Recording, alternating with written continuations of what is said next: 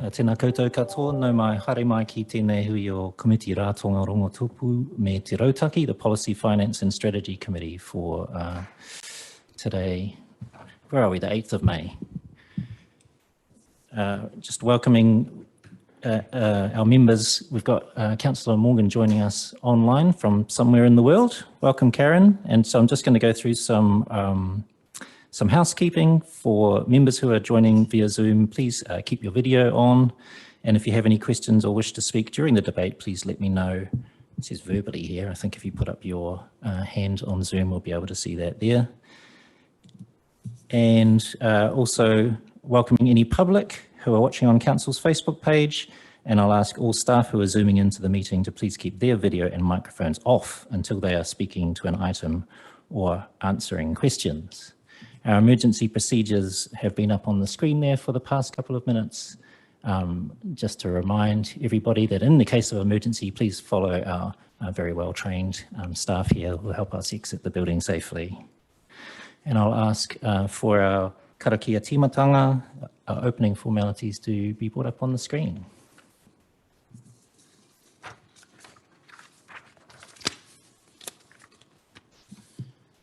And please join me if you like. Whakatake te hau ki te uru, whakatake te hau ki te tonga. Kia mā kina kina ki uta, kia mā taratara ki tai. E hi aki ana te ata kura, he tio, he huka, he hauhu, ti hei mauri ora. All right, moving on to apologies. I've received no apologies and we actually have a full house. And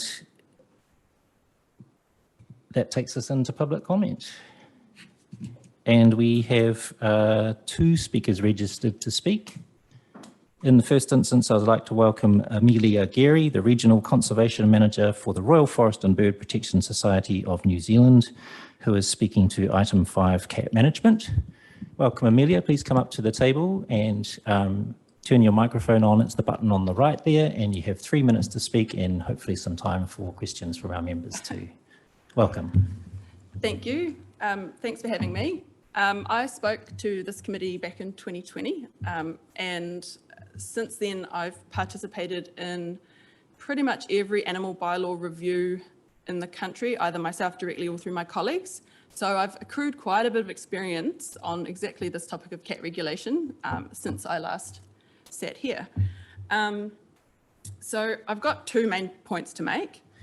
One is that, I recognise that in the absence of cat legislation nationally, it's always going to be a fraught topic, but that's no reason to not try. The main point I'd like to make is that the non-regulatory approach is critical. So subsidising snip and chip, funding, desexing for those that can't afford it is really important, having accessible services.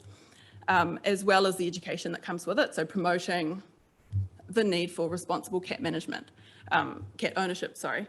But with that also comes the need for regulation too.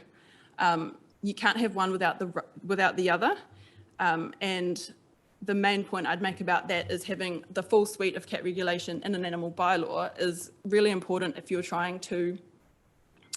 If you have a nuisance complaint, then you're empowering your enforcement officers to actually have something to enforce. So when you get a nuisance complaint in for someone hoarding cats and they've got 50 cats, you have an ability to go in and either reduce the number to 3 or whatever your bylaw says. And I'd also like to draw your attention to 2 councils that have a model that works. Last year, Whangarei, back in 2017, I think it was, they had a very similar situation to Hutt, where they ran their bylaw review, excluded cats, and then the people of Whangarei said, but what about cats? And so they ran an amendment to their bylaw, included cats in the discussion, so they didn't propose to actually regulate anything, but what they did was put it out to consultation with the people of Whangarei and got over 1,400 submissions on the topic, specifically about cats, 1,200 of those completely in support of mandatory desexing, and roughly the same supportive of mandatory microchipping as well. So my point being, if you open the door to this, you will find that there's massive community buy-in to regulating cats in the Hutt, and it's district-wide. Whenever councils run this regulation process, the people say yes, of course it's a no-brainer. Yeah, so my point being, it's not that controversial, and the people, you won't. Gareth Morgan's days are done. It's not the controversy that it was 10 years ago. The second council that I wanted to tell you about was Wellington. You may be already aware of this, but their bylaw only says compulsory microchipping.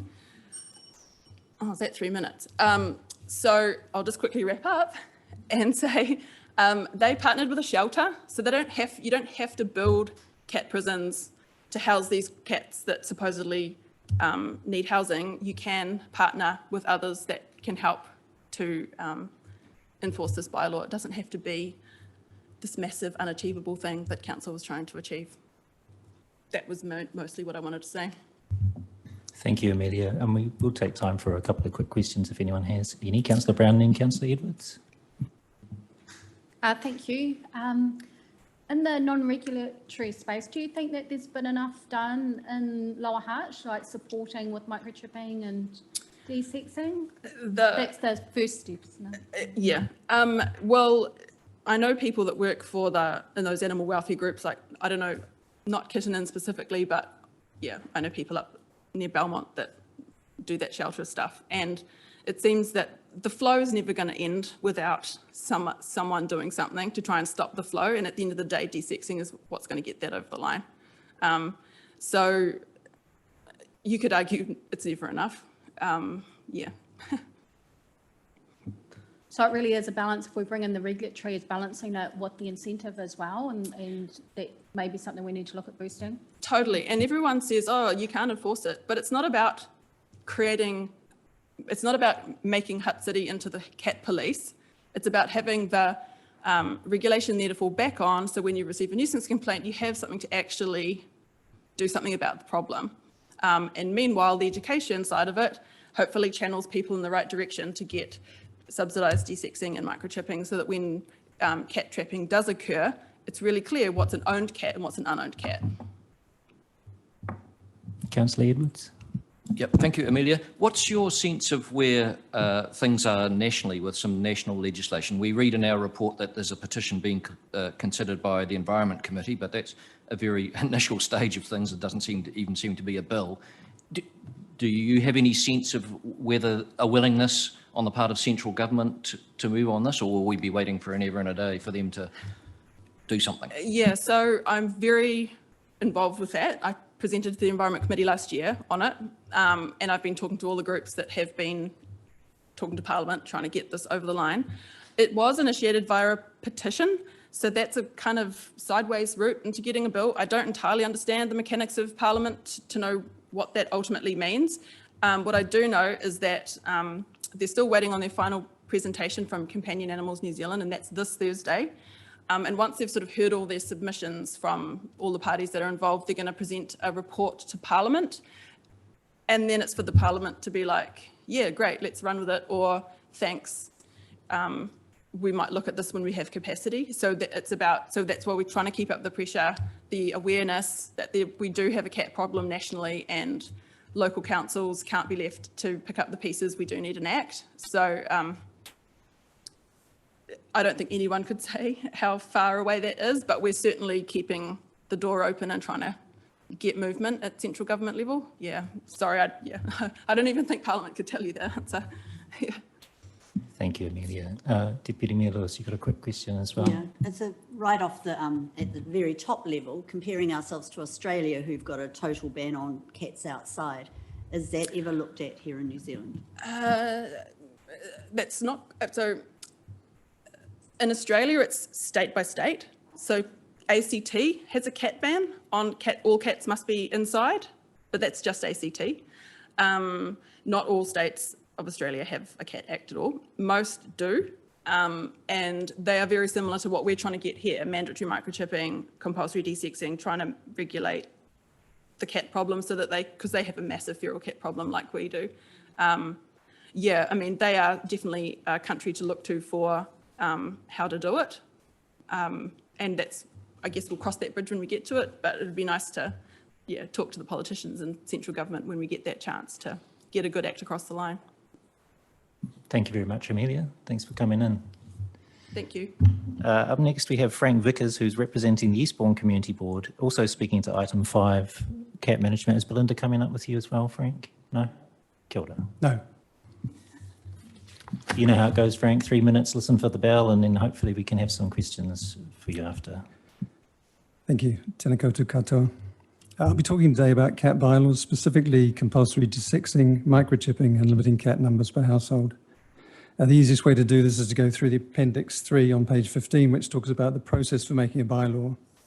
Number 1 is issue identification. Determine if a bylaw is the most appropriate way of addressing the perceived problem. The perceived problem is that a very small number of people within our community don't have the ability to control the number of kittens produced by their unspayed cats. The proposed bylaw would allow the council to target these people with assistance, especially in the form of subsidised chipping and neutering services. This would mean that expensive public education campaigns year after year would be unnecessary, and the money saved could go where it will actually be effective. Talking of costs, bylaws themselves are the most effective public education campaign yet devised. Everyone is aware that littering is an offence and dog owners must pick up after their pets. Neither of these bylaws is actively enforced. They don't need to be. The enforcement of cat bylaws will not be nearly as expensive as they're advertised to be. All the heavy lifting will still be done by local cat charities and community groups. These bylaws will simply give them the tools they need to do their jobs effectively. Determine the scope of the bylaw. Consider the scope and scale and frequency of the issue. The scale of the issue cannot be understated. Cats are apex predators, and feral cats are helping to decimate our endemic fauna. Feral cat trapping cannot take place on the urban-rural boundary without the assistance of these bylaws. Determine if the issue can be resolved without bylaws. Are there any other options available to address the problem? The past decade has proved that the option of ongoing and expensive education campaigns has not worked. Skipping down to number 7, public consultation. There's a genuine will within the community to take our responsibilities for our native taonga seriously. Even the SPCA, who resisted supporting cat bylaws for many years, are now throwing their weight behind them, to a large extent because they see their animal shelters creaking with unwanted kittens. Just as an aside, in Eastbourne this breeding season, 12 of the 13 dotterel pairs had their nests plundered by cats and their chicks eaten. Just one chick made it to fledging. This is a local tragedy, and it's avoidable. You will be aware that the Hutt City Council is currently undergoing an Indigenous biodiversity strategy review, and the draft goal is to protect native species and their habitats so they can thrive. These bylaws should be the first item on the action plan. Otherwise, our lofty biodiversity goals will surely be seen as nothing more than lip service. Please continue down the path you started and enact these bylaws as soon as possible. O te paenga o ngā niru, me te pare I te tai ao. Thank you. Thank you, Frank. Does anyone have any questions for Frank? I should mention too to members that Frank's submission has been added to diligent at the back of our papers today. It was emailed in advance of the meeting, so it's there in writing for you as well. Councillor Dyer. Thanks, Frank. You said that feral cat trapping can't take place on the boundary without the bylaw. Just wondering if you could explain that point a little bit further. Sure. Actually, if I can just give me a minute.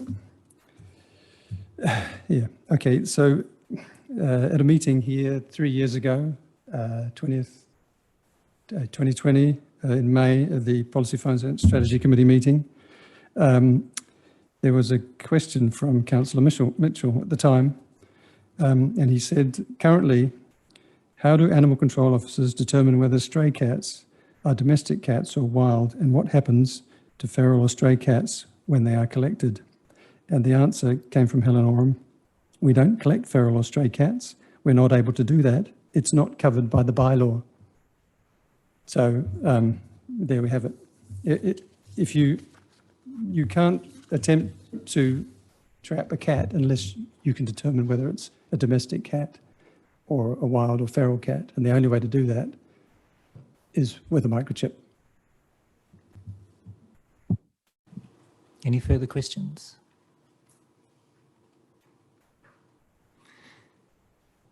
Did you have one? No? Oh, Councillor Parkin. Not technically a question, just a really quick comment. Thank you for your submission. Particularly appreciate the way that you broke it down and walked us through it. Very well done. Thank you. Thank you all very much. If there's anything else I can do, please feel free to contact me. Thank you, Frank. All right, that moves us on through the agenda to conflict of interest declarations. Does any member have a conflict of interest to declare? I would just like to declare an interest, and I've spoken to our legal counsel about this. I chair the local branch of Forest and Bird here in Lower Hutt. Amelia's come to speak to us today on behalf of the National Office of Forest and Bird, and that's a submission from them, not from our local branch. So in accordance with the advice I've received, just declaring that interest there, but it doesn't impact my ability to be involved in the discussion and decisions before us today. So then let's turn to page 7 of the agenda, which is our first paper for the day, and it is the CAT Management Report. And I will ask Richard Hardy, Head of Strategy and Policy, and Rachel Holbrook, Policy Lead, to join us at the table and introduce that paper. Kia ora.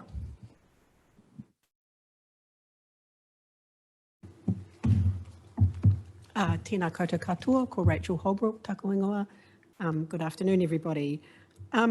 Just 3 things that I would like to highlight about the paper. Given the time that has elapsed since the previous council resolutions back in 2020, we wanted to look hard at what has happened in the environment since 2020.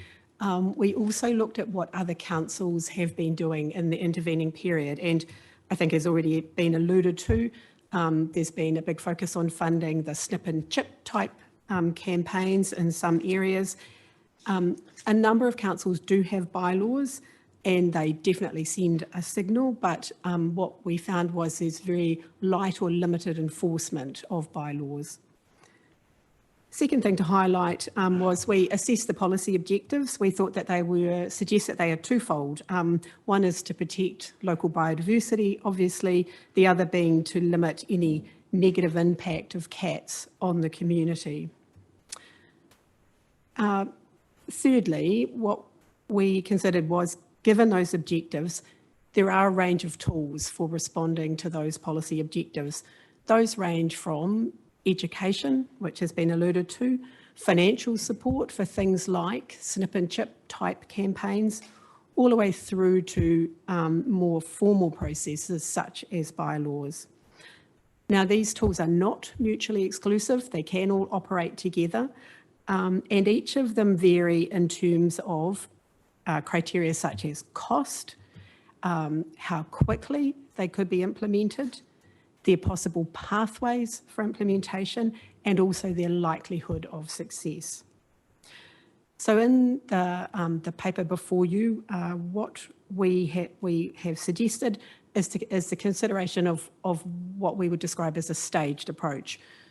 Potential for an initial focus on education and encouragement of cat owners to take those steps of desexing, microchipping and registering cats. An enhanced uptake could be supported through funding, potentially in partnership with other funders who would support this type of campaign. That funding could be considered through the current LTP process. Then suggesting monitoring the uptake and impact, and that could potentially inform future consideration of the use of bylaws. Could also benefit from the information that is upcoming, for example, in relation to the National Policy Statement on Indigenous Biodiversity, which is yet to be released. As Mr McVicker mentioned, the upcoming Hutt City Biodiversity Strategy, and any potential outcome from the Erica Rowlands petition. And we seek Council's direction. Thank you very much. Do you have anything to add, Richard? No, we're good. All right.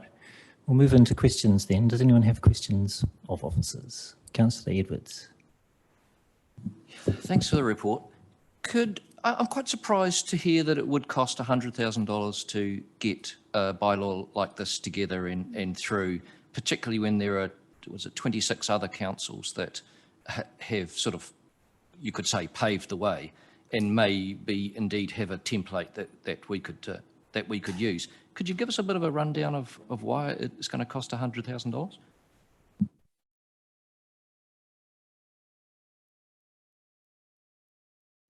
Thank you, Councillor. The costings that we were working from, for example, that we would require legal advice in the development of a bylaw, and that would potentially be external to council to seek that advice. There would need to be pre-consultation processes and engagement, and the process of seeking and hearing submissions. So so those were the kind of activities that we thought would make up that cost, and it is very much an estimate of a cost. Could I probe a little deeper? Why would we need legal advice when so many other councils have already done this?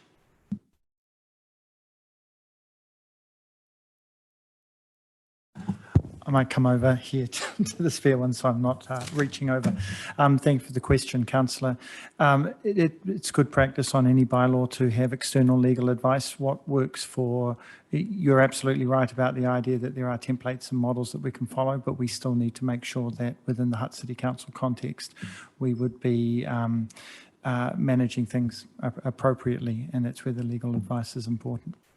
Through you, Mr. Chair, I would just like to add in response to the officer's response that the additional costs also reflect that the view that we can't necessarily deliver this with an existing resource. So in terms of the development and the policy advice, in terms of developing that bylaw, there would be a cost actually for that staff time and actually resourcing the development. In terms of the external legal advice, I would also like to add that although we can be informed by other councils' positions they've reached on bylaw development, each bylaw process is the individual territorial authorities to take. Therefore, we need to make sure we discharge all the responsibilities in terms of developing that bylaw, including the provision of our own legal advice on that. Deputy Mayor Lewis, you had a question? Thank you.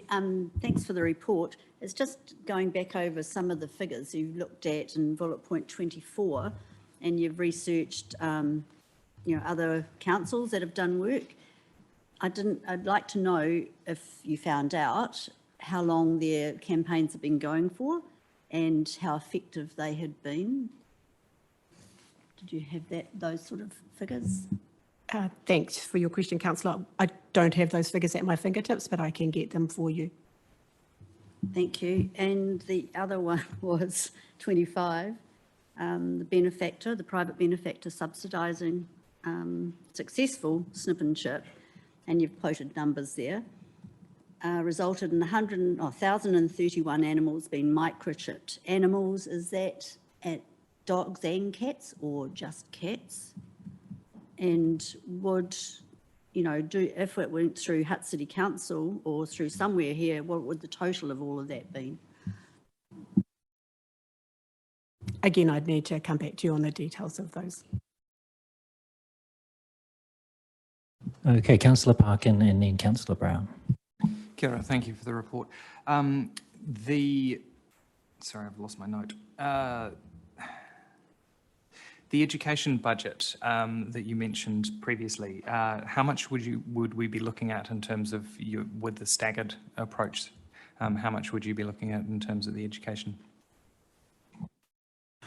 We haven't actually costed out a full education program. That would depend on the approach we want to take and how we're going to connect it into potentially other pieces of work that are going. Supplementary on that one. How would you feel about the consultation of the bylaw actually taking part of that education campaign? So there's been work that's been done in the dog space at a national level around addressing how best for councils to really work within the context of existing bylaws. So this is a wee bit tangential, but it's work that has been done previously, which will contribute to this.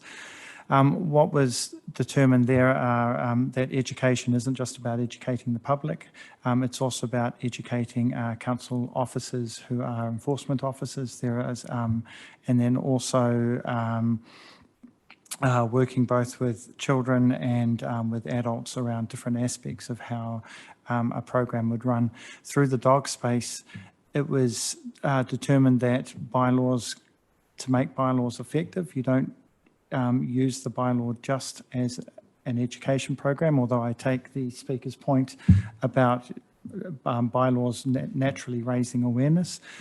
There was an understanding that targeted campaigns enable you to reach specific areas with specific messages, which is much more effective than just the blanket bylaw approach. They all work together. So in the dog space, and this was 3 years ago, the understanding, or where they got to was that in addition to bylaws, you need to have good education for the public, good education for council officers. You need to have the funding to support that. And then you need to have the nationalised incentives as well. So the dog space is more advanced than the cat space, but that's certainly where we're heading to, and that's why education isn't just around the bylaw itself, it's part of a bigger package. Councillor Brown. I remember that 2020 meeting well. One part was education, the other part was talking about desexing. How many sip and chip campaigns have we run in the last 3 years, and how effective were they? None to my knowledge.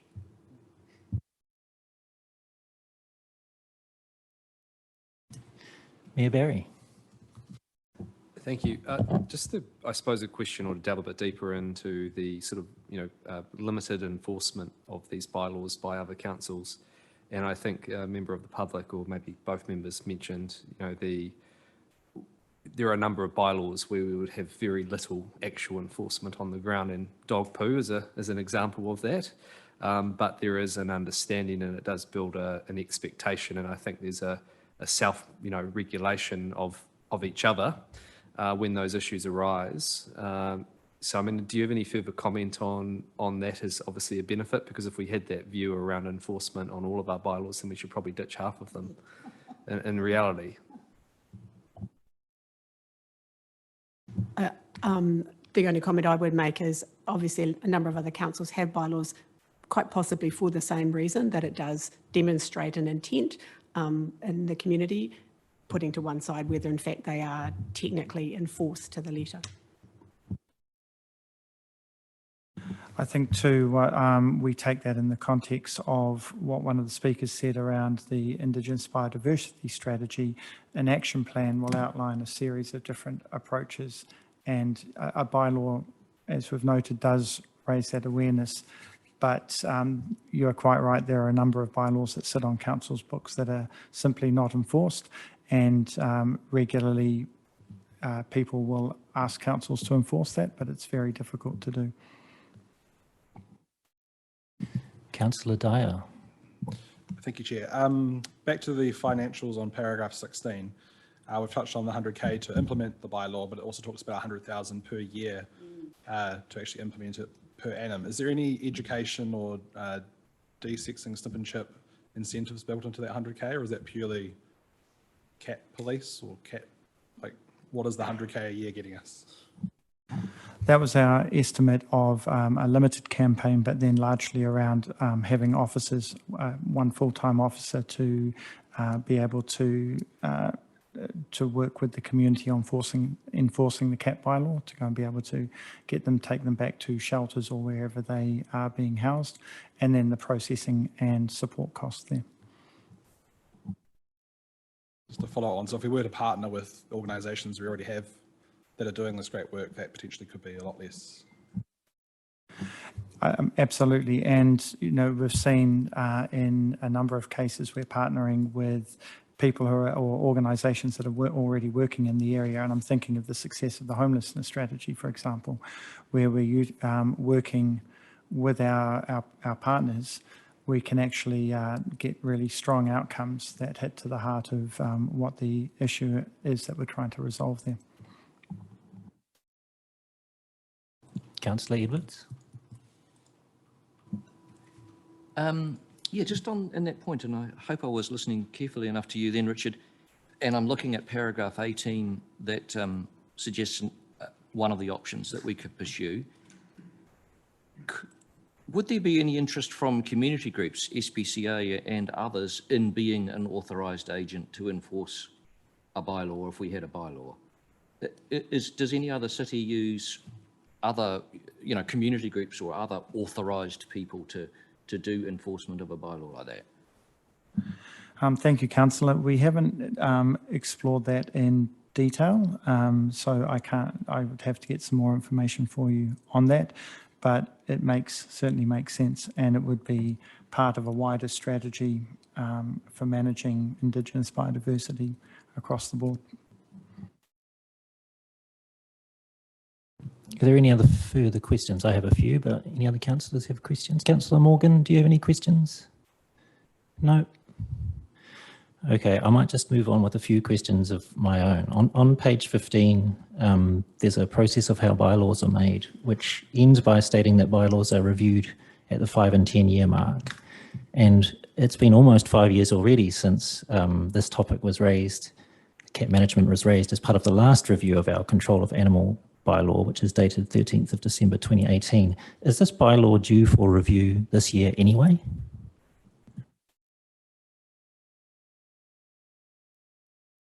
So the animal management bylaw? The control of animals bylaw, yeah.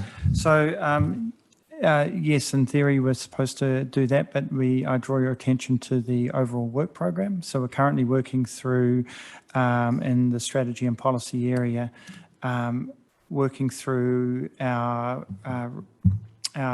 workloads and what we can and can't do, and getting our priorities right there. And bylaw reviews and policy reviews are two areas that we acknowledge we need to start prioritising, but it's just trying to fit that into the overall work program that is the challenge. So to answer your question, yes, the bylaw is supposed to be reviewed, but it's a question of fitting it in around other priorities at the moment.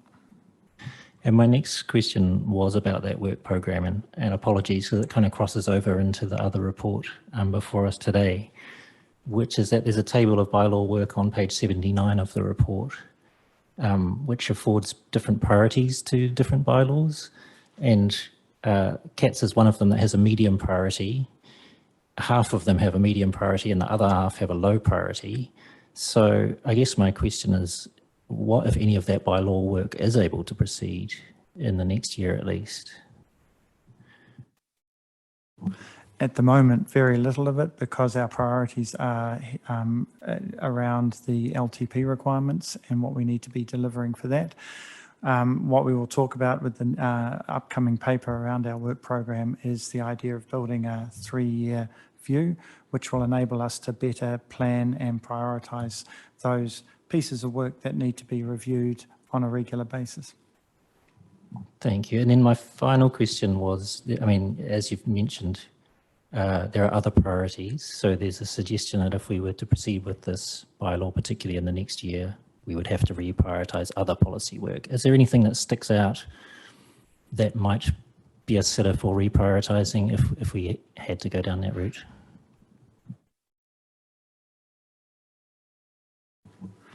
That's a loaded question, Councillor Mitchell, but it's a very good question.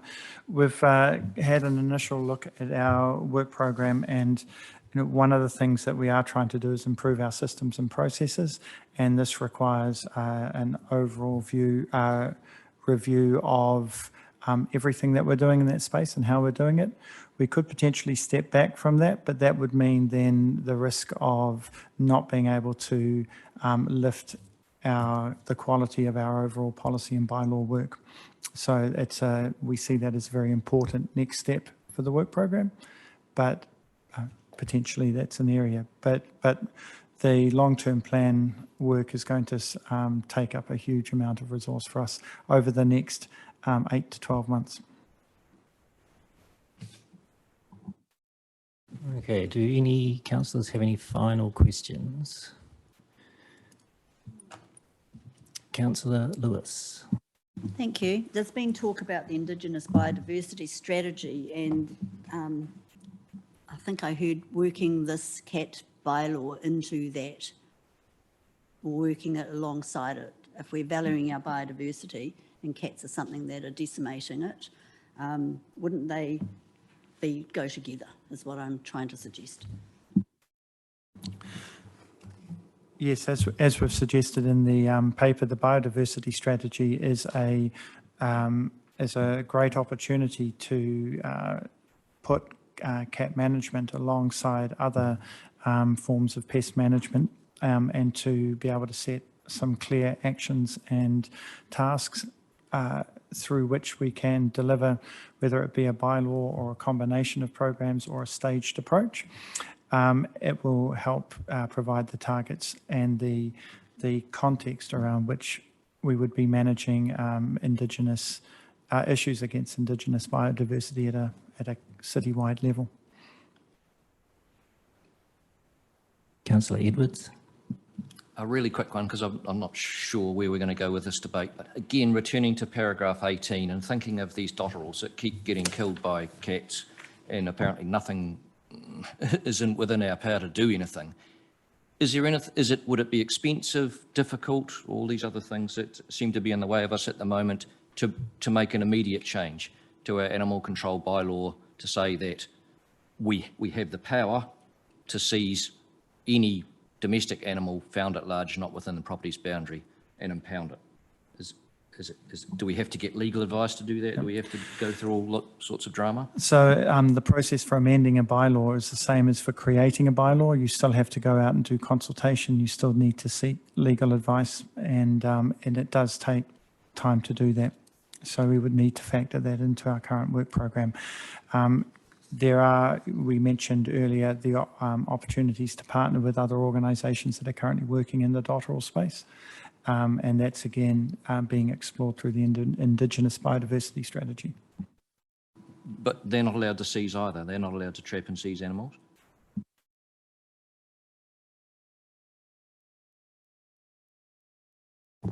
I haven't got an answer for you on that. I'll have to come back to you.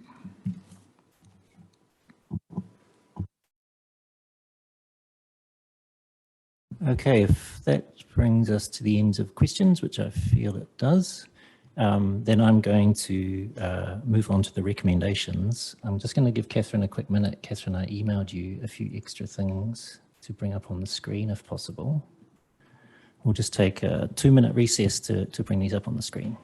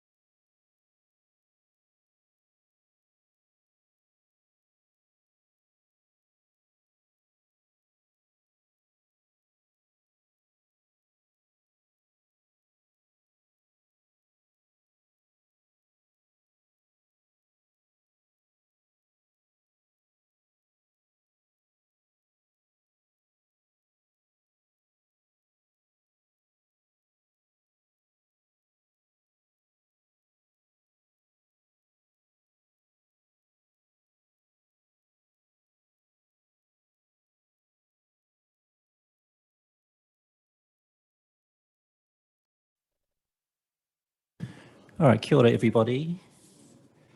So just drawing your attentions to the recommendations which are on page 7. And the first two are, as in the paper, that the council committee recommends council receives and notes the information and notes the options outlined in the report. In the paper, it also suggested providing any further direction to officers. So I'm just going to walk you through some steps of that, acknowledging what we've heard, that we really need a regulatory approach and some support for our community to be able to achieve those goals of desexing and microchipping, and that this is a complicated issue and probably calls for a coordinated response with some of the animal welfare organisations who are already active in our city.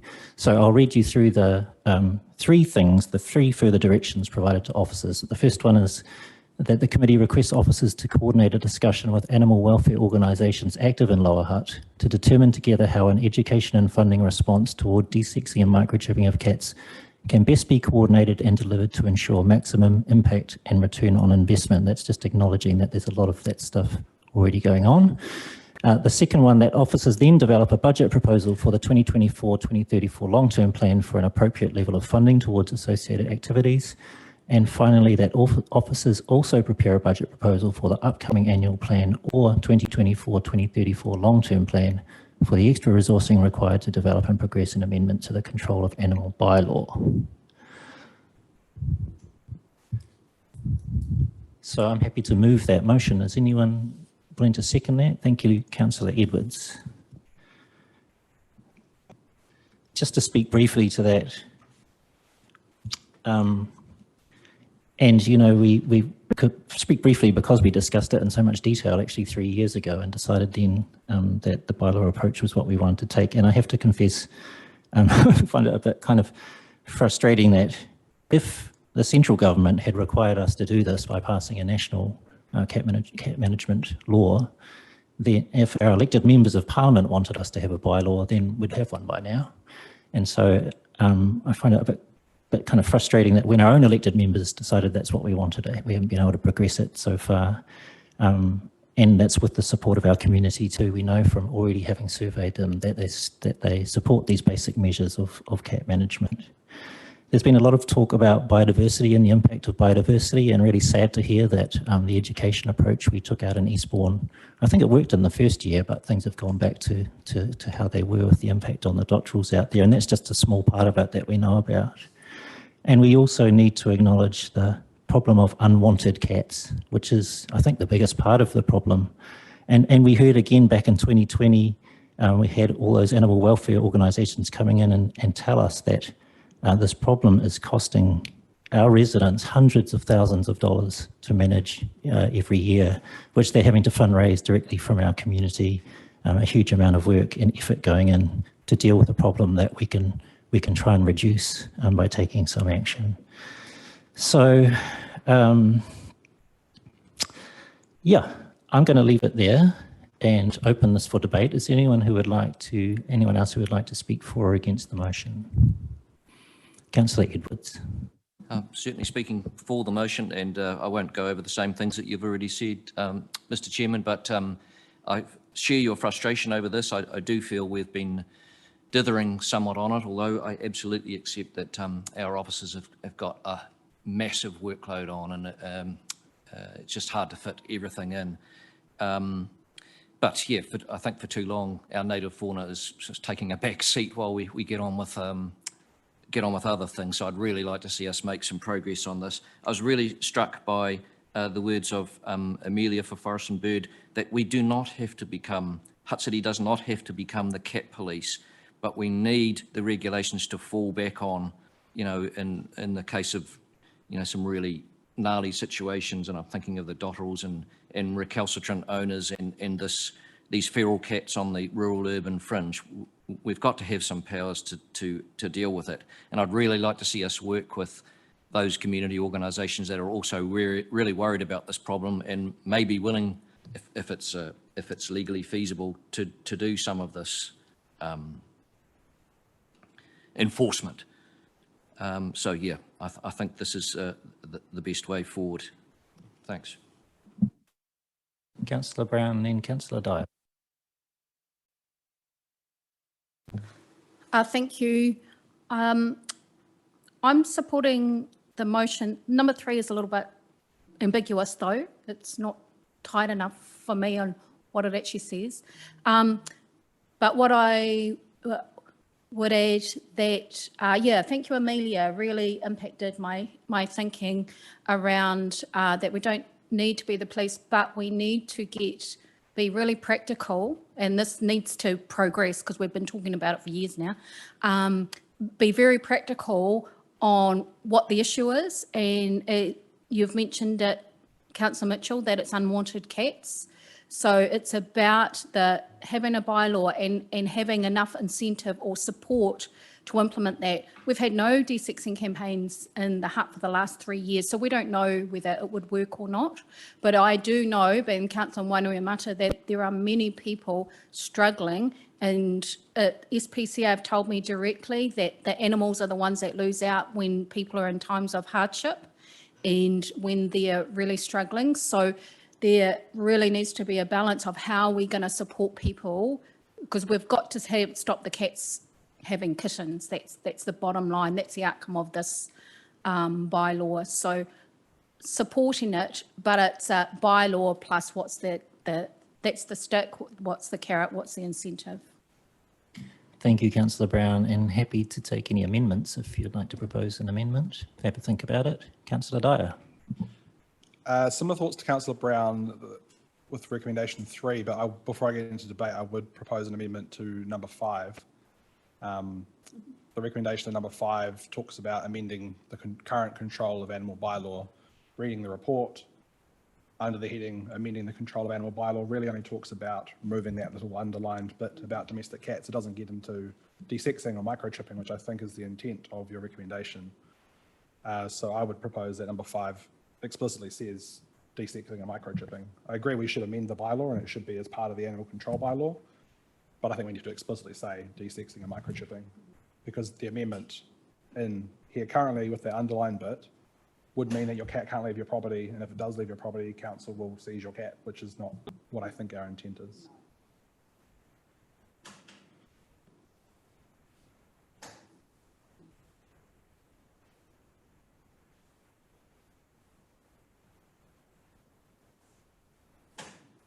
Thank you, Councillor Dyer, and happy to make that more explicit, as you've mentioned, and that certainly was my intention. Yep. Most, I think, of those other councils who do have some kind of bylaw don't have a cat management bylaw. They have a few bullet points in their control of animal bylaw. So Catherine's just adding that in there. As the mover, I'm happy to take that on board. I just need the approval of the seconder as well. Councillor Edwards, thank you. Yep. Cool. So I'll speak further to this. Yeah, there's parts of the current control of animal bylaw that would need to be amended if we were to implement desexing and microchipping with regards to the other paragraphs. So happy for that amendment. The paper talks about an anonymous donor generously enabling us to desex 469 cats back in 2019. If we assumed half of those were male, half were female, since 2019, that initiative has stopped 958,000 cats from being born, which when you look at 469 on the face of it doesn't seem like a very large number, but compounding figures are strange. With regards to the actual costs to actually implement this bylaw yearly, we can get much better bang for buck with partnering with organisations we already have here in Te Awa Kairangi. I look at Kai Collective. We've given them a tiny amount of money for the amazing mahi they do. If you worked out the cost of the food that they have produced from the little bit of money that we've given them, it would be outstanding. Look at the homelessness strategy. That costs us about 500,000 a year. If council was to do homelessness itself, you couldn't even build one house for 500,000 a year. And we know that the homelessness strategy has had a far greater reach than just one house since its implementation. The bylaw needs reviewing anyway. We don't want to be in the situation where we got to with the district plan with it having lapsed and being up for review and not funding it to be reviewed. And there's other policies as well that are well past their review date. So quite keen to actually have a full review of all of our policies and work out where our priorities are, because some have lapsed and are just completely out of touch now. I've looked at the 26 councils that are already doing this work, and there are a couple of sentences each, some around 70 words. They're not big, wordy bylaws or scary legislation. As a member of the Hutt Valley Shared Services Committee as well, we're in the next few weeks meeting to talk about joint initiatives of how Hutt City Council and Upper Hutt City Council could front some issues together, and this could be one. If we are genuinely concerned about the 100,000 to implement a bylaw, why not work with our cousins up the road to do something together? Our boundaries touch each other. I bet there's cats that live in Lower Hutt that spend some of their afternoons in Upper Hutt. So it's an issue that I'll be dealing with probably just as much as us. So yeah, it'd be worth talking with our colleagues up the valley on that. So yeah, happy to support the amendment and the motions on the table. Thank you.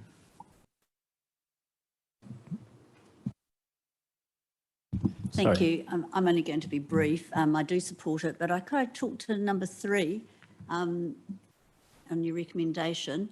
Just, it might help the officers. I do believe in 2020 we got a lot of advice from the animal welfare organisations as to how we could, you know, work together, and I think it would save a lot of time and effort for them if they just go back to those previous meetings and get the input from, you know, that is past input.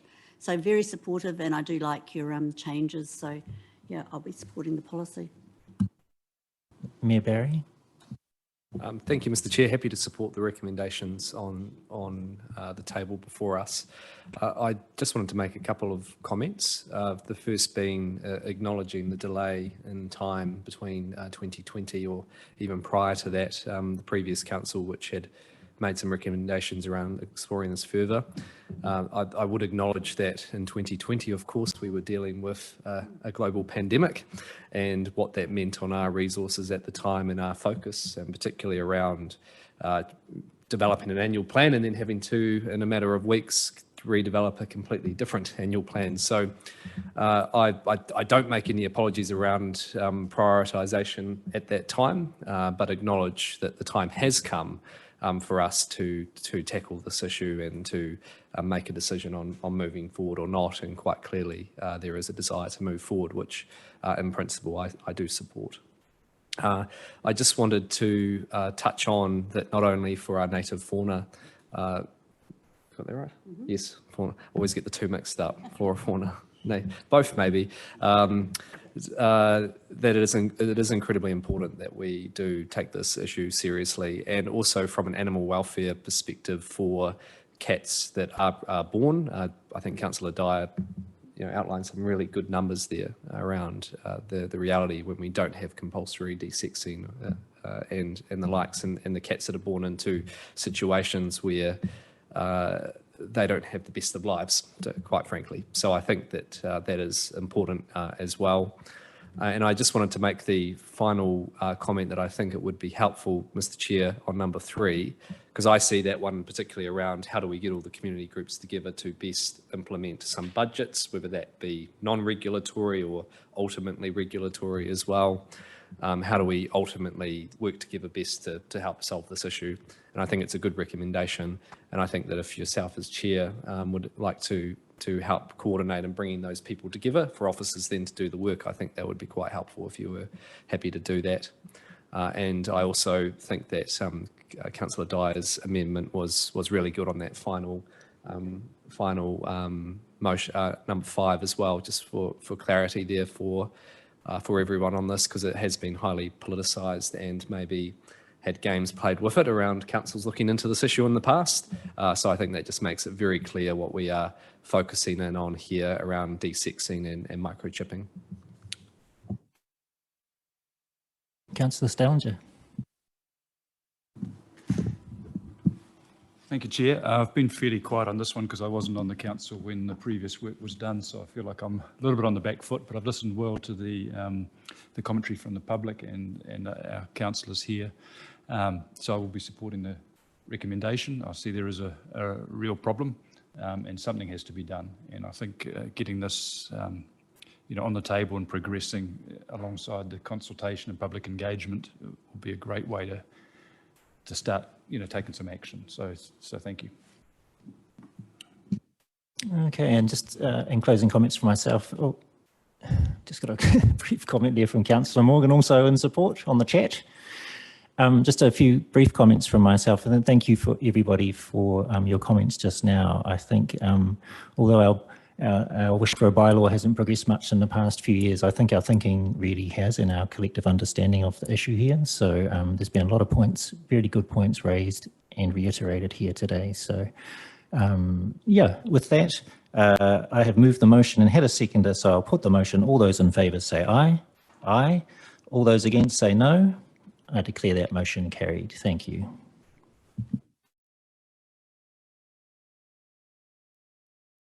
Moving to our next agenda item, item number 6, the quarterly performance report from 1st of January to the 31st of March 2023. That's quarter 3 of the financial year. It's on page 16 of your agenda, and I welcome back Richard Hardy, Head of Strategy and Planning, to speak to that paper. Kia ora, Richard. Thank you, Mr. Chair, and kia ora koutou. Get myself organised here. So it is my pleasure to introduce the quarter 3 report today, and to acknowledge the work of the EPMO office in particular in turning this around very quickly so that you have this relatively shortly after the end of the quarter.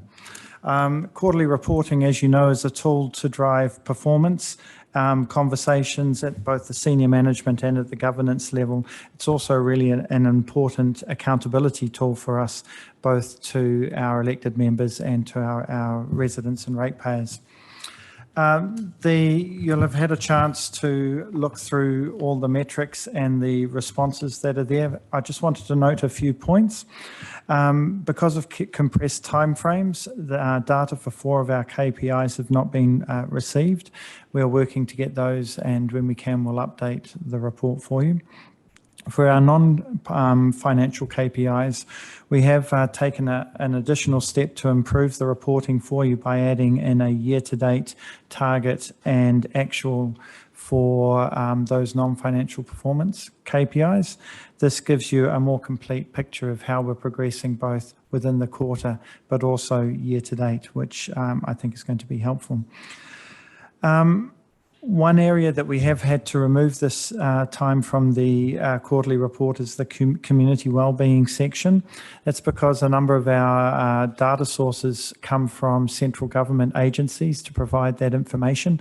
That information isn't available till mid or late May.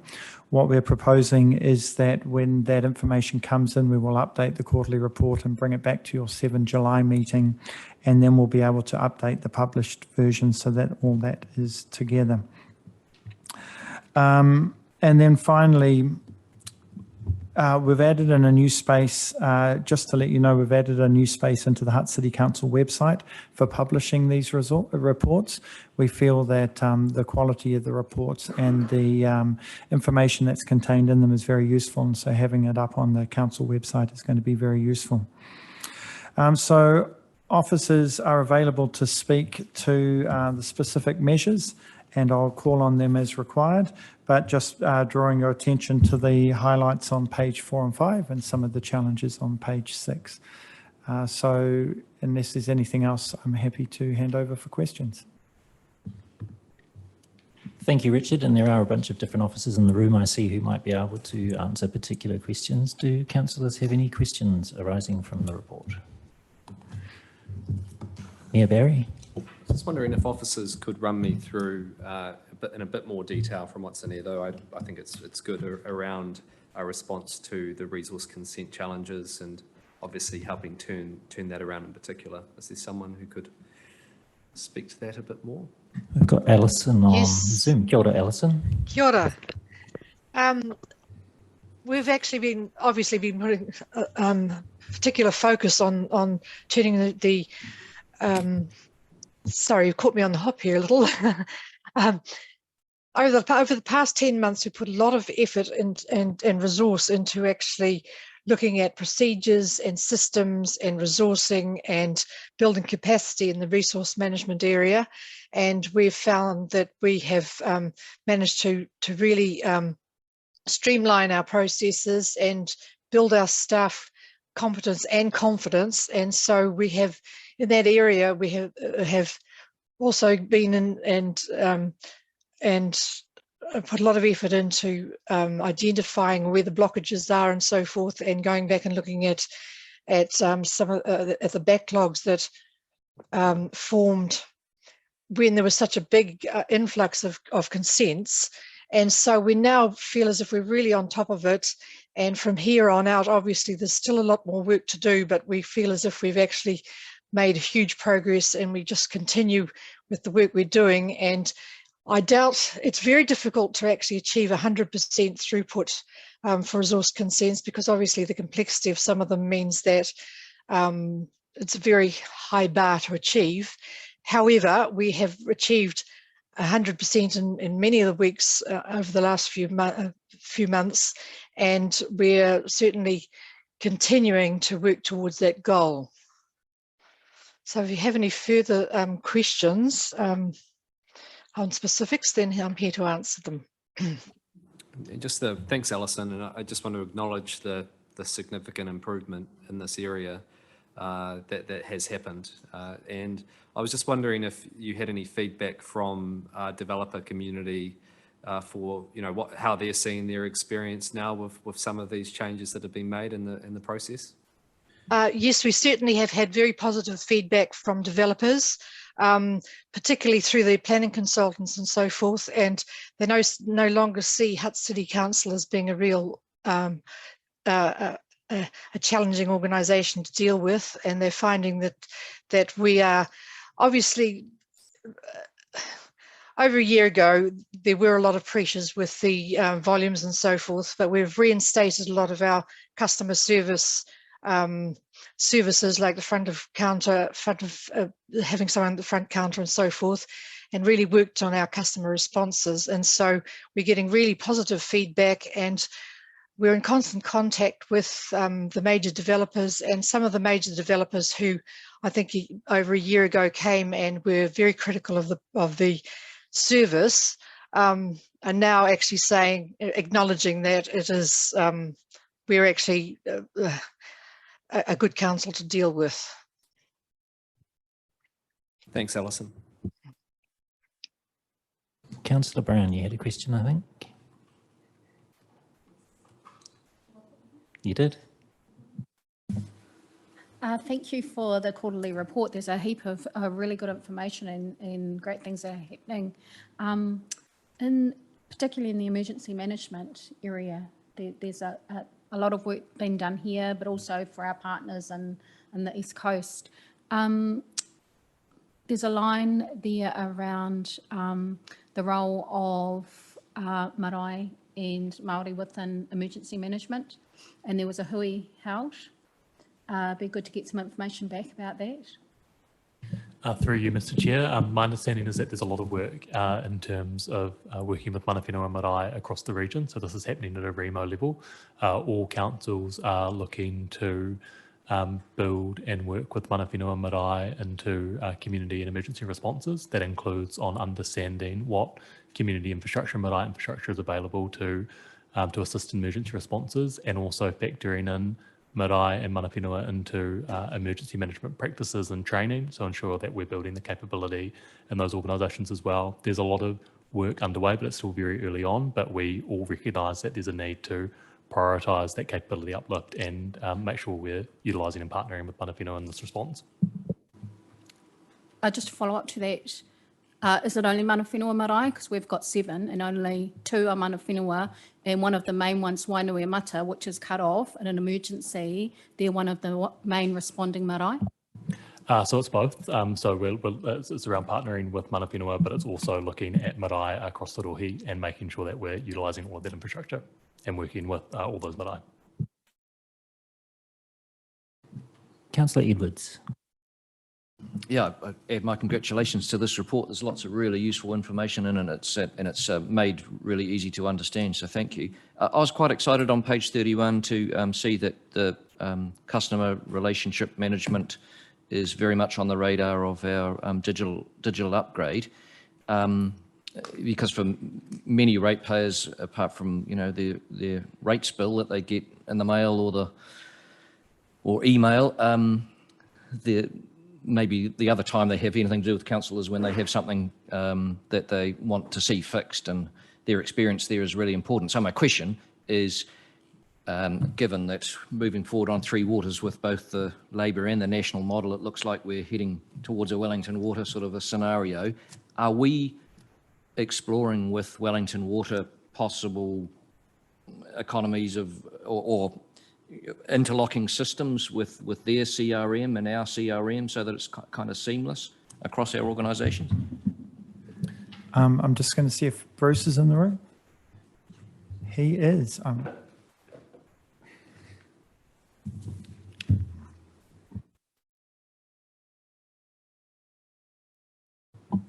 Yes, there is some work that's going on now, and that's really been, the catalyst has been the slip at Point Howard to have a look at our two systems and how they might better integrate. So yes, there is. Before you want to run away, Bruce, I had a Free Waters question as well. In terms of our drinking water supply, we've got known issues that have been going on for a while with the ever-growing number of leaks in our city. So not surprising that those targets all haven't been met, and really good to see that all of the stormwater targets have been met. My concern is with the wastewater ones, because when we have wastewater leaks in our city, there's human health and environmental impacts there.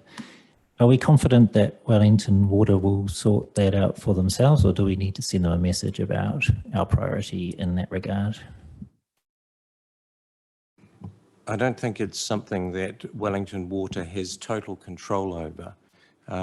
In terms of the network that we will have overflows when we have a certain degree of rainfall that's going to kick in, but there is also those uncontrolled leaks that occur when we have blockages in the system, and that's through people putting the wrong things down the toilet and blocking up the system. So there's always that element that they're dealing with. But yes, Wellington Water is very aware of those incidences and is working to reduce them. Thank you. Does anyone else have any questions on anything in the paper? Deputy Mayor Lewis?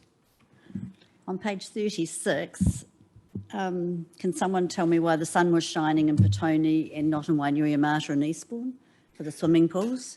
Because we met target for our swimming numbers and the outdoor pools and the other parts of the city didn't.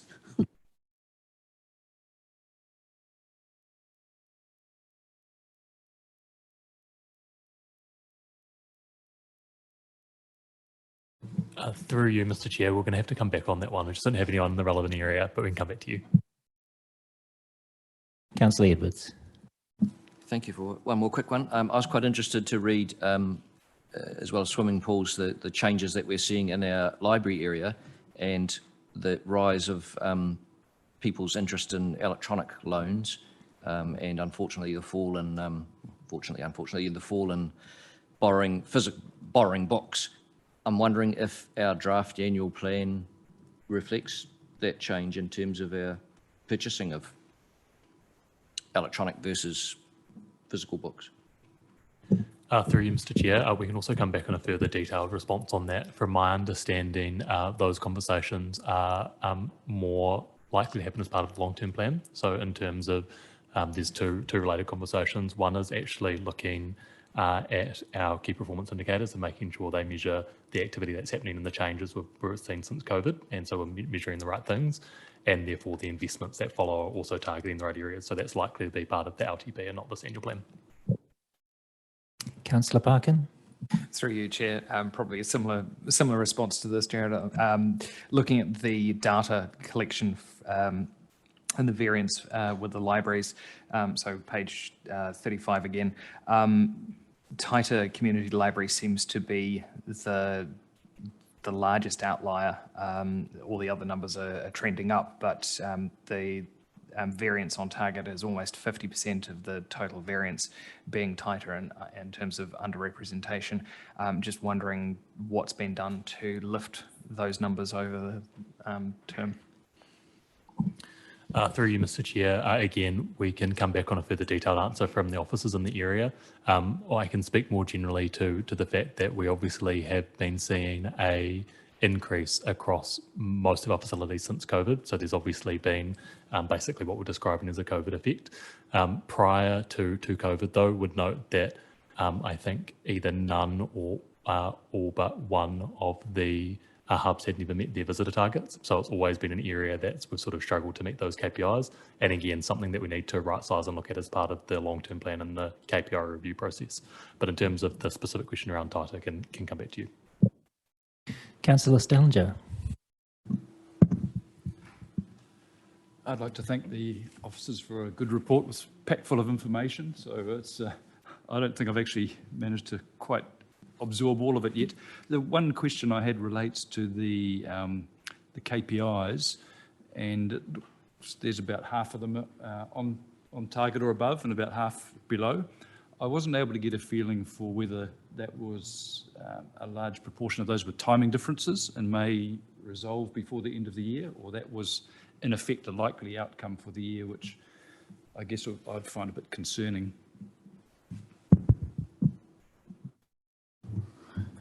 I'm going to have to get back to you on that because the different areas are quite different in terms of their response. Some will be trending, as you say, some of them are quite lumpy, others are not, but we'll have to come back with a more detailed response. Are there any further questions? Mayor Barry. Just wondering if there was any comments just around our transport spend, and I don't know if John, if you wanted to comment just generally around that and how we've been tracking, particularly over the last couple of quarters.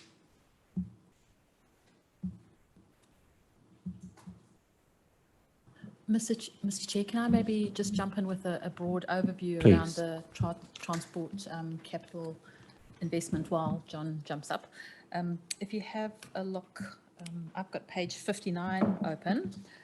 That's the overview of the capital performance for the third quarter. So you'll see that transport's actually forecasting an underspend of $21.4 million. And just lifting up, first of all, just the broader picture for our overall capital investment program. So year to date, $95 million, and we're forecasting to spend $168 million. So transport is one area where there is a forecast underspend, and we can jump across to page 65 of the agenda, and so it shows you there that transport spent year to date $9.7 million and forecasting a $26 million spend, and the budget initially was $52 million. So we will be bringing a number of papers or information relating to transport through to the long-term plan, annual plan subcommittee on the 17th of May, which will talk through some of those projects and some of the delays in those aspects. I'll hand over to John now. Thank you, Jenny. Kia ora koutou, through you, Chair. So Eastern Bays, which is a reasonable chunk of our capital expenditure, obviously started a little bit later, and we've briefed members on that throughout. So with the moulds of the seawall getting stuck in Japan and then taking a while by sea freight to get here, but that's well underway. So approximately 10 million of that will get carried forward to next year, but we're well underway and into construction. So it's just a little bit of a delay there. Our renewals program and chip sealing program, for a number of different reasons, wasn't as successful as we would have liked, primarily due to contractor availability, illness, and their plant breaking down. So we were actually having to work through other contractors to get our chip sealing for this year, so which wasn't a great outcome. So, but we are actually in the process of tendering those contracts now, and we'll be looking forward to a much better season next year in terms of those renewals and chip seals. Mayor Barry. I suppose I was just, and one further question on context, I suppose, is are these challenges we're seeing in the region? I suppose I just wonder, because I do hear some similar stories anecdotally from my colleagues in Wellington and Upper Hutt and Porirua around this challenge. Thank you, Mr. Mayor. Yes, they are consistent challenges across the region. There's a limited labour pool, and a number of the contract partners are losing people from one to the other because of the lack of numbers, and then prices increase because they're going from contractor A to contractor B, and then their salary increases, staying there for a short period of time and then moving on because of the limited labour force. So, but definitely the performance issues were very poor from the particular contractor this year, which was a key part, which is not necessarily just in Hutt City. Okay, no further questions. Thank you, Richard. Thank you to the other officers too for your input. And I will move the recommendation on page 16 that the committee notes and receives the quarterly performance report for the period 1 January to 31 March 2023 attached as Appendix 1 to the report. Can I have a seconder, please? Councillor Dyer, thank you. Is there any debate? Councillor Dyer. Thank you. Firstly, I'd like to really thank officers for the quality of the report. I think it's evident by the fact I haven't had a single question for Bruce on this one. So thank you so much for that. And also the timeliness of getting it. The quarter's only just finished and we're already seeing such a great report put together. I do particularly have to give a shout out though for the CRM procurement by the end of the year. It's something I've been really strong on for the last 3 years. So I'm glad to see we're finally getting on. Thank you. Any other councillor like to comment? Oh, Mayor Barry. Thank you, Mr. Chair. Just to acknowledge the report that's come through, and I think the really good way of being able to engage with this information as a governor, which is really helpful for us. Just a couple of acknowledgements. One being the turnaround in our resource consent work as well, and I think a number of the challenges that have been ironed out and worked through there.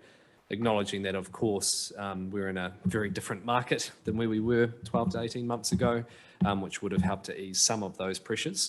But it was quite clear, I think, from what I've seen and from what I've heard back on the ground as well, that a number of the changes that Alison's team has been doing have been really helpful in improving our systems and ultimately our service for those who interact with us. And also the Go Get program, the digitising our building consents, again, another really positive step forward in that wider digital program. And as Councillor Dyer stole my thunder on the CRM, but I agree that will be quite a significant moment for us. It has been talked about for a long time, and an important maturity of us as an organisation and the service we provide to our ratepayers and residents. Thank you.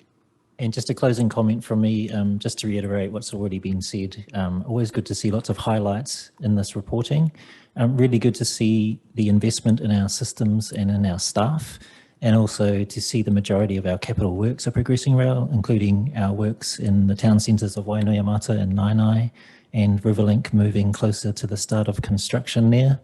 There are still a number of challenges, including in meeting our 3 water and waste targets, and in getting our regulatory services all the way back to full compliance and returning patronage to our libraries, museums and pools. So I'm sure the rest of the committee join me in looking forward to seeing progress in these areas through our future reports. Just a quick note of thanks to the officers for preparing this report, all of the officers who had input into this report, and also for making these quarterly reports available on the council website at the request of the committee. So thank you for providing that additional transparency to our ratepayers.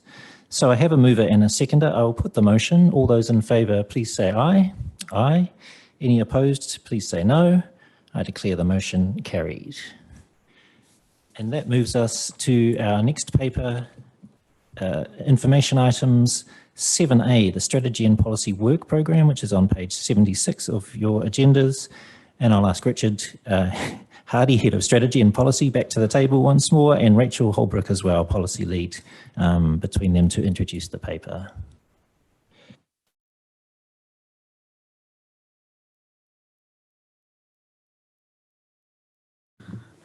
Thank you, Mr. Chair, through you.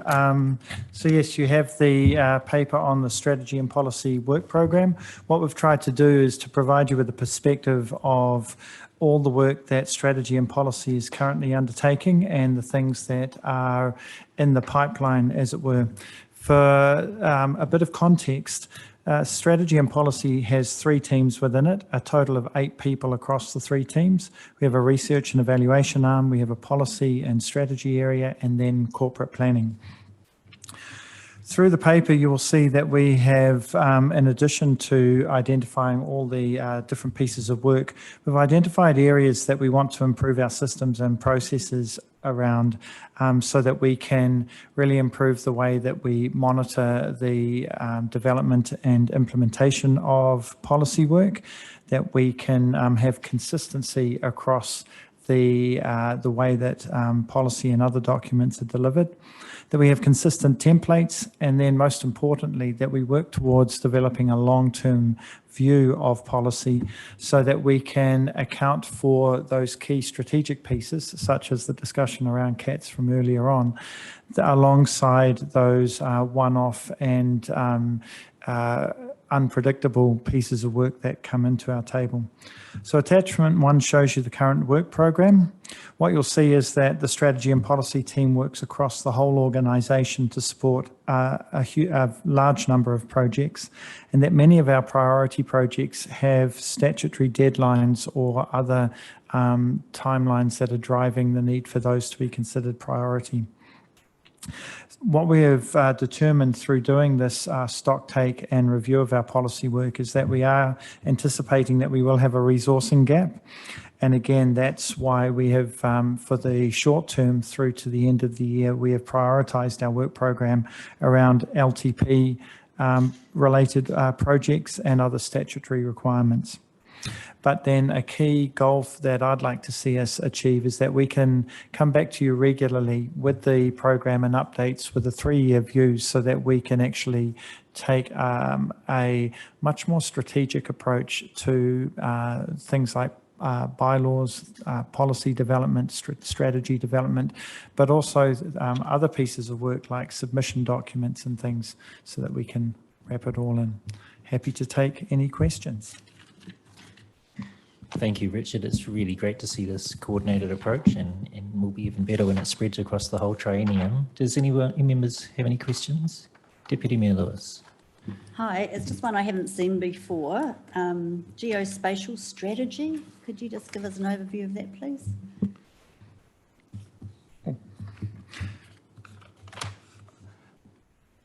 So the geospatial strategy is sitting in information services. It's one that we're supporting through their process. I can't speak to the piece of work directly, but we will be factoring it into the support that we provide them in terms of developing the strategy itself. Similar to the Indigenous biodiversity strategy, we're not writing that strategy, but we're providing guidance and support. Could you, sorry, further question, just tell me what it is, what it does? Thank you. Through you, Mr. Chair, the geospatial strategy basically considers how we best use and strategically use the GIS function we have in council. So obviously we have a GIS team that looks after and sort of governs a lot of data and information. So the strategy considers how we best make use of that, how do we strategically use that data, how we integrate it to and align it to things like emergency management responses, for example. So it's making better use of the data we have and positioning it more strategically. So the strategy covers basically that function and the future of the function. Thank you, Jared. Any further questions? Councillor Stellinger, Councillor Brown. There was just a couple which didn't gel with my mind as to what they were. One was the ash policy, and there was another, but now I've just lost it, but perhaps I'll just start with that one.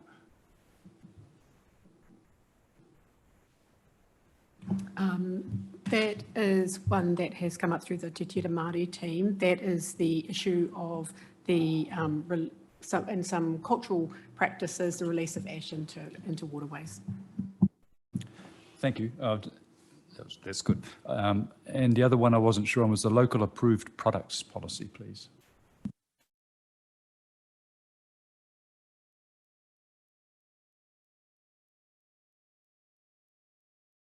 I'll have to get back to you on that one. Unless... Councillor Brown.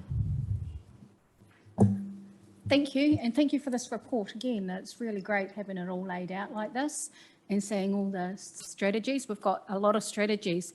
I just wanted to point, it's very recent, still to go to council, but you've got it laid out as a Māori outcomes framework. That's going to change to a Māori strategy. So I guess that will need to go to council, be supported at council, but that will change a couple of these lines in here as well, because the ashes policy obviously will go under a strategy. So there's some policies that will converge together. Through you, Mr. Chair, I can advise, so officers are obviously across and having internal conversations around the Communities Committee, obviously recommendation in terms of the development of Māori strategy. This work program is obviously a living document, so it's not static at one point in time. So it will be responsive to committee and council decisions, and it will be updated accordingly, and it will become a feature of this committee in terms of those regular updates and accountability.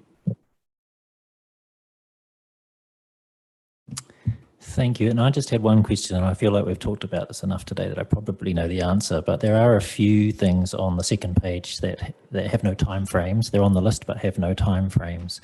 Those are things presumably that won't see any action this year, but they're on the list to be addressed in the second or third year of the triennium. That is correct, Mr. Chair. There are a number of pieces that have been signalled at various points, and building that 3-year picture will help us program those in. Thank you. Councillor Brown, you have another question.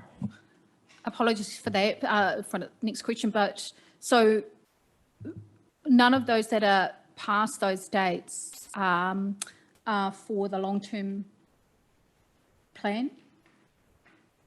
Will they be needed to be, is there a time frame that they need to be presented for them to get to the long-term plan in time? Through you, Mr. Chair, do you mean the pieces that haven't currently been given timelines? That is correct. So those pieces are not part of the long-term plan at present. There will be work in some areas continuing in the background, and some of them might feed up through other work, other activity areas, but not directly for the LTP. Through you, Mr. Chair, would also add to that, the officers have been internally doing a stock take at basically what we understand to be the key policy pieces in relation to the long-term plan. And so that's making sure that those pieces, particularly where they might relate to funding decisions or need to inform funding decisions, those are done in time. Broadly speaking, what we would say is that we're reaching a point where it is too late to develop and instigate new significant pieces of work, because of the range of things that are already underway strategically, and the fact that as far as the long-term plan goes, it actually won't be very long before we're into the substantive decision-making in terms of the long-term plan and those budget decisions. So that's sort of kicking off in earnest from July sort of onwards. Thank you. Are there any further questions? Mayor Barry. Oh, gosh. I was actually going to refer back to a time when I was a councillor. You've been there for a while when you see some of these policies or bylaws or items coming up for review for like the third time. Yeah. It's a bit of a worry, personally. I just wanted to say I think this is excellent, the overview that this gives us. Just an acknowledgement to you, Mr. Chair, because I know this is something you spoke to me about when you first took up this role. And I just want to say great job to you working with the team and being able to create this. And as a governor, it's really helpful to be able to have that bird's eye view on top of this. Only one thing that unless I've missed it or whether it sits appropriately in here, is just around the district plan. Just obviously that's a big piece of work while that sits obviously in its own sort of team, but whether that should be in here. So we had the district plan in an original version of this, but because of the way it sits outside of our broader work program, we've taken it out. We could easily include it back in. I mean, I'll be guided by your guys' thoughts on that, but I suppose it's just anyone else reading this as further context. We are, having that full district plan review as part of the wider program of council. But you've talked about it. That's the main thing for me. Okay, are there any further questions? In that case, I will move the recommendations on page 76 of the agenda, that the committee 1 notes the attached strategy and policy group work program attached in appendix 1 to the memorandum. 2 notes the work program will be discussed at the next mana whenua hui in June of 2023. And 3 notes that the strategy and policy group are working towards a triennium-based view of the work program, and approval of the first triennium report will be sought by June 2024. I'm happy to move that. Could I have a seconder, please? Councillor Stellinger, thank you. Is there any debate? Deputy Mayor Lewis. Just a comment. I think it's great that to see, as the Mayor said, to see everything out like that, a visual of the work that's being done. But for the discussion with mana whenua, I think it'd be really clear to say, you know, where they can fit in and what's movable in that whole spreadsheet. So thank you. Any further comment? No. I think the Mayor already stole everyone's thunder, but just by saying that, you know, it really is really great to have that overview so we can see the policy work that's coming through over the next year and ultimately over the full triennium. So thanks again to the officers there. I have a mover and seconder. I'll put the motion. All those in favour say aye. Aye. Any opposed say no. I declare that motion carried. We do have one final item, which is the Policy, Finance and Strategy Committee Forward Programme. It's on page 80 of the agenda. That's the work program for the committee itself. Does any member have any questions regarding items on the Forward Programme? Doesn't look like it, in which case I'll move the recommendation that the committee receives and notes the draft Forward Programme for 2023 attached in Appendix 1 to the memorandum. Can I have a seconder for that, please? Thank you, Councillor Dyer. Is there any debate? No, I have a mover and a seconder. I'll put the motion. All those in favour say aye. Aye. Any opposed say no. I declare that motion carried. Agenda item number 8, questions. I have received no questions, so I will just ask Catherine to put up the karakia whakamutunga on the screens.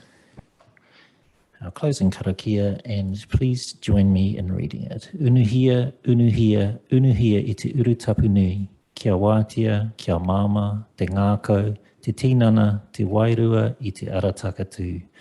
Koia rā e rongo, whakairihia ake ki runga, kia wātia, ai rā, kua wātia, hau pai mārere. Thank you very much. I declare the meeting closed at 3:38. Thank you.